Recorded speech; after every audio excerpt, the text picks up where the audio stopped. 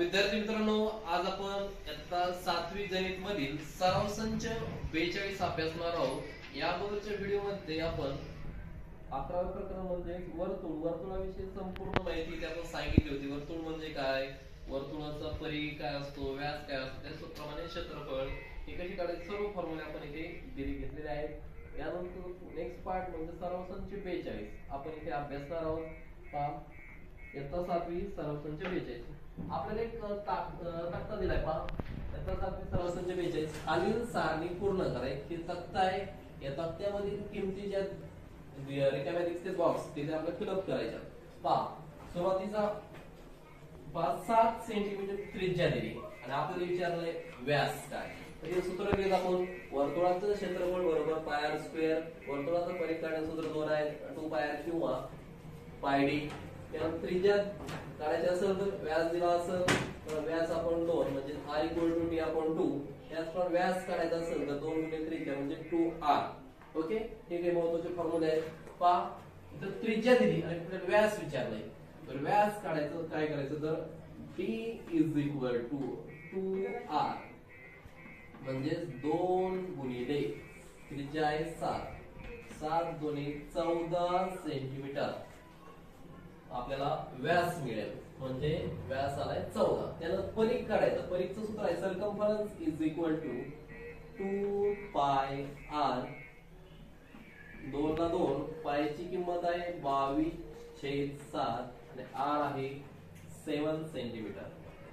7 ला 7 कॅन्सल झाले आणि 22 दुनी 44 एकच 42 सेंटीमीटर। म्हणजे पहा, जर त्रिज्या 7 असताना व्यास येतोय 14 सेंटीमीटर आणि त्याचा परिघ येतोय 44 सेंटीमीटर। आता इथे पहा, दुसऱ्या बॉक्स मध्ये व्यास दिलाय 28 सेंटीमीटर आणि तुम्हाला विचारली त्रिज्या किती।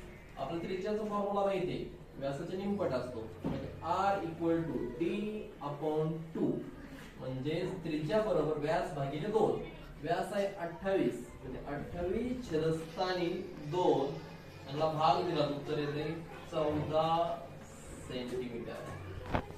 ठीक आहे, 14 सेंटी। त्यानंतर आपल्याला त्रिज्या मिळाली r = 14 cm। आता परिघ काढूया। परिघचा फॉर्म्युला आहे c = 2 पाय r घ्या किंवा पाय d घ्या, दोन्ही एकच आहे। 2 गुणिले 22/7 गुणिले पहा त्रिज्या किती दिलेली आहे तर 14 सेमी। 14 ला 14 7 1 7 7 दुने 14 यांचा गुणाकार करा, 22 दुने 44 आणि 44 दुने 88 सेंटीमीटर। पहा 88 सेंटीमीटर काय मिळालं तर परिघ मिळालेला आहे। आता इथे पहा, तुम्हाला त्रिज्या काढायची आहे, व्यास पण काढायचा आहे आणि तुम्हाला इथे काय दिलेला आहे परिघ दिलेला आहे। तर आपण साइडला घेऊया परिघ सूत्र आहे c = 2 पाय r म्हणजे आपण रेडियस काढून घेऊया। ठीक आहे, किंवा c = पाय d जरी दिलं तरी चालतंय। c ची किंमत c च्या खाली म्हणजे परिघ किती आहे तर 616 बरोबर 2 गुणिले 22/7 गुणिले रेडियस। आता किमती पहा, इकडे कुठं करूया, 7 वरती जाईल,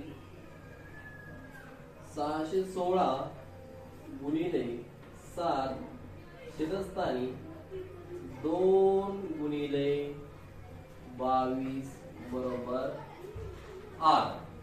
ठीक आहे, यानंतर आपण त्यांना भाग द्यायचा आहे। भाग देऊया, त्याला 2 ने भाग दिला तर इथे 22 चे हा 11 आणि इथे 2 ने भाग दिला तर इथे 616 ला 308। ठीक आहे, आता इथे परत भाग देऊया आपण, 308 ला आपण 2 ने भाग देऊया। 308 ला 2 ने भाग दिला पहा 154 येते, 154 54 आणि 11 एक 11 खाली राहिले 4 11 चौक 44 म्हणजे इथं 14 मिळाले आणि 14 गुणिले 7 बरोबर 8 14 7 चा गुणाकार 14 7 98 बरोबर 8 म्हणजे R त्रिज्या मिळाली आपल्याला 98 सेंटीमीटर. त्यानंतर व्यास आता दुप्पट असतोय म्हणजे 98 गुणिले 2 करा 8 दुने 16 चला 1 9 दुने 18 ने 19 196 सेंटीमीटर व्यास मिळाला. 98 सेंटीमीटर काय मिळाले तुम्हाला त्रिज्या मिळालेली आहे. त्यानंतर चौथा प्रश्न घेऊया.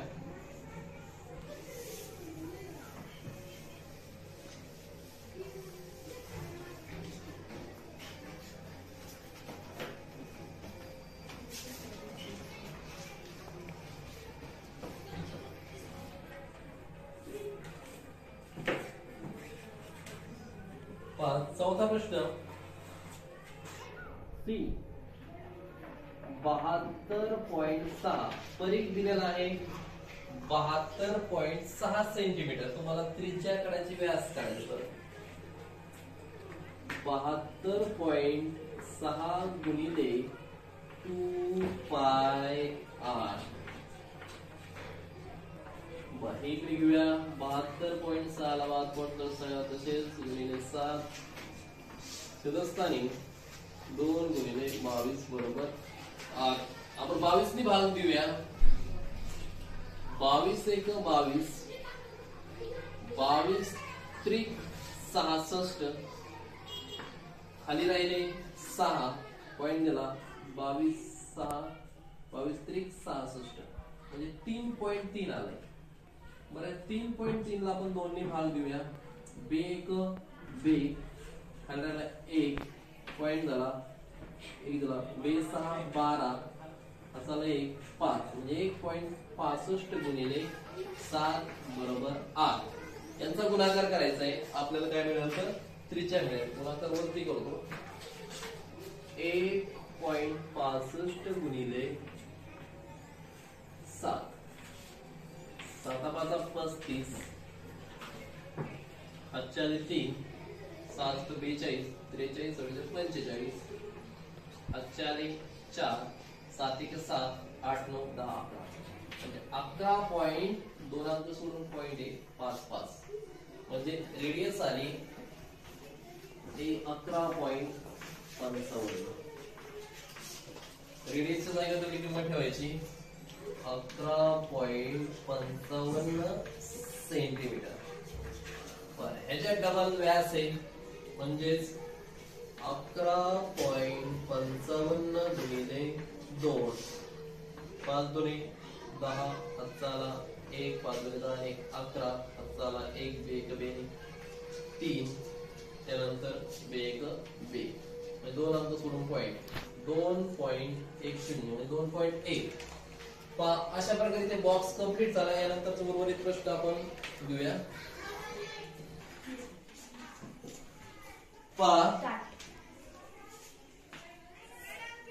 प्रश्न असा आहे दुसरा एका वर्तुळाचा परिघ 176 सेंटीमीटर आहे तर त्याची त्रिज्या काढा. म्हणजे पहा असं एक वर्तुळ आहे वर्तुळाचा हा बाहेरचा परिघ किती सांगितलं तर 176 सेंटीमीटर म्हणजे परिघ बरोबर फॉर्म्युला आहे 2 पाय r. ठीक आहे परिघची जागी किंमत ठेवायची 176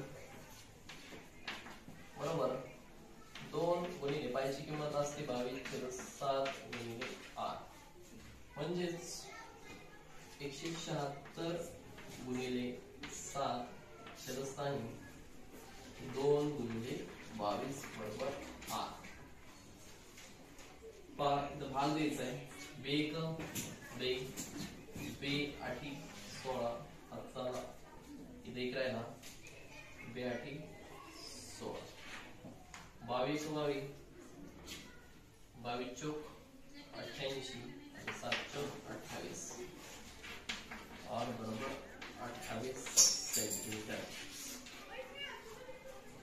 वर्तुळाची त्रिज्या मिळालेली 28 सेंटीमीटर। यानंतर तिसरा प्रश्न,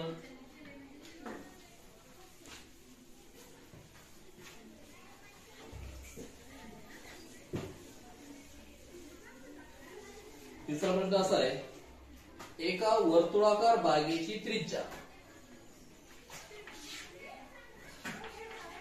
एका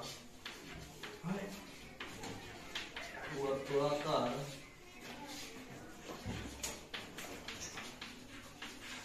बागेची त्रिज्या, एका वर्तुळाकार बागेची त्रिज्या 56 मीटर आहे। 56 मीटर आहे। बागेभोवती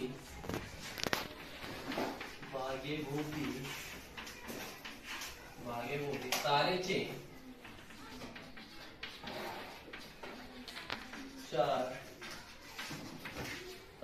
चार पदरी कुंपण घालण्यासाठी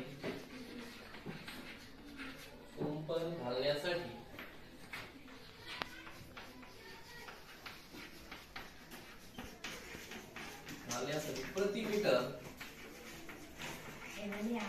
एका वर्तुळाकार बागेची त्रिज्या, एक बाग आहे पहा, अशी वर्तुळाकार बाग असेल, ठीक आहे, त्या बागेची त्रिज्या म्हणजे हे पहा, याला त्रिज्या म्हणतात, याला त्रिज्या म्हणतात, याला त्रिज्या, अशी त्रिज्या किती आहे तर 56 मीटर त्रिज्या। एका वर्तुळात असंख्य त्रिज्या काढतात, 56 मीटर त्रिज्या आहे, त्रिज्या बरोबर 56 मीटर आहे। बागेभोवती बागेभोवती काय करायचंय, असं तारेचे 4 पदरी कुंपण घालायचे, 4।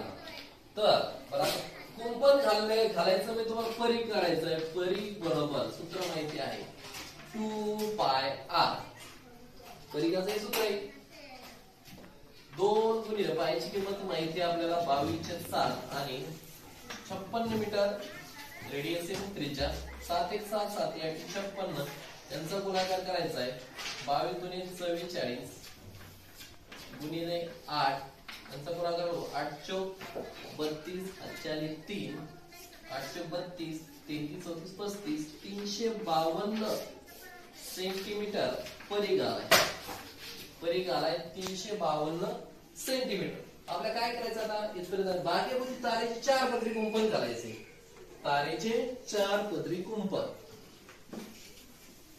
एकूण माप काढूया, तारेचे 4 पदरी कुंपण घालायचे, तारेचे 4 पदरी कुंपण बरोबर, म्हणजे 4 गुणिले किती आहे 352, यांचा गुणाकार करायचा आहे, 4 दुनी 8 5 चौक 20 4 2 4 3 12 13 14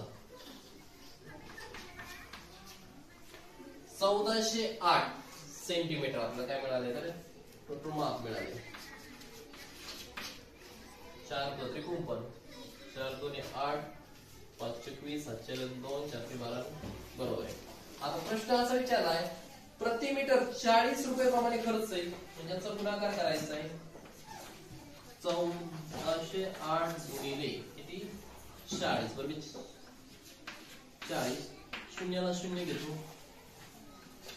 8 चौक 32 8 3 4 0 0 3 3 4 चौक 16 हातचा आला 1 4 1 4 1 5 56,320 रुपये काय होतं खर्च येईल।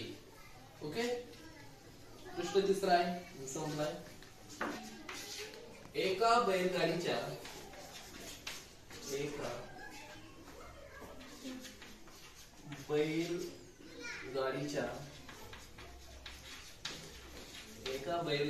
चाकाचा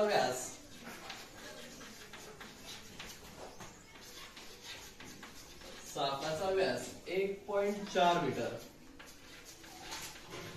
1.4 मीटर आहे। त्या बैलगाडीला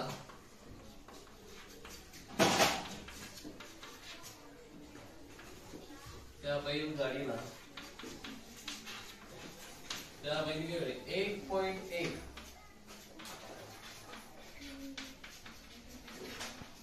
1.1 किलोमीटर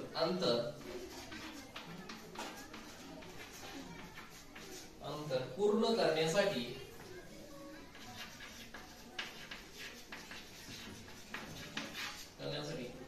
तिच्या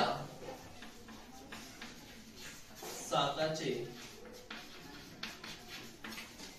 किती फेरे होतील?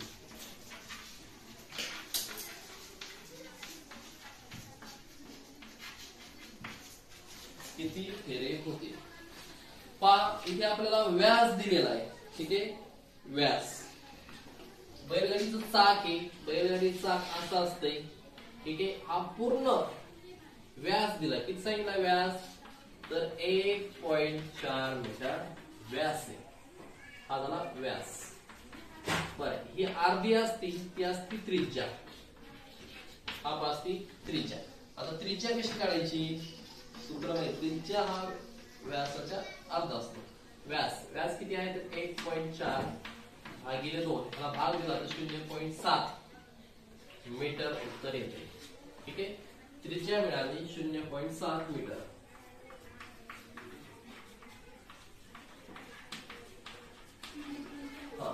त्या बैलगाडीला 1.1 किलोमीटर अंतर पूर्ण करण्यासाठी तिच्या चाकाचे किती फेरे होतील? आपल्याला सी दिलेला आहे, सर्कम्फरन्स किती दिलाय? तर 1.1 किलोमीटर. ठीक आहे, 1.1 किलोमीटर म्हणजेच किती? तर 1 किलोमीटर म्हणजे असतात 1000 मीटर. म्हणजेच 1.1 किलोमीटर यांचा गुणाकार करायचा. 1.1 गुणिले 1000 यासोबत जर गुणाकार केला तर ते उत्तर येते 1100 मीटर. ओके, यांचा गुणाकार करा. नंतर सूत्रात किमती घेऊया. C इज इक्वल टू 2 पाय R. C ची किंमत लिहू येते 1100 मीटर बरोबर 2 गुणिले पाय ची किंमत 22/7. R ची किंमत मिळालेली आहे 0.7. हे जर सर्व एका साईडला घेतले पहा 1100 गुणिले 7 छेदस्थानी पाय एकूण फेरे मिळणार आहेत आपल्याला. 2 गुणिले 22 गुणिले 0.7 एकूण फेरे काढतोय. तर एकूण फेरे पहा 0.7 च्या अगोदर एक 0 आहे. जर पॉइंट इथे गेला तर इथे एक 0 वाढेल, म्हणजे हा पॉइंट असा इथे आला. ठीक आहे, हे 7 ला हे 7 कॅन्सल झाले. ठीक आहे, 7 ला 7 कॅन्सल झाल्यानंतर पहा 11 1 11 इथे राहिलं 11 1 11 म्हणजे फक्त राहील इथे 1 0 0 0 आणि 11 दुने 22. ठीक आहे, आता व्यवस्थित वेगळं 1000 भागिले 2 गुणिले 2. बर, आता 1000 ला जर 2 ने भाग दिला तर इथे ते 500 आणि 500 ला परत 2 ने भाग दिला तर उत्तर येते 250 फेरे. म्हणजे तिच्या चाकाचे एकूण 250 फेरे होतील. 250 फेरे. अशा प्रकारे आपण 4242. धन्यवाद.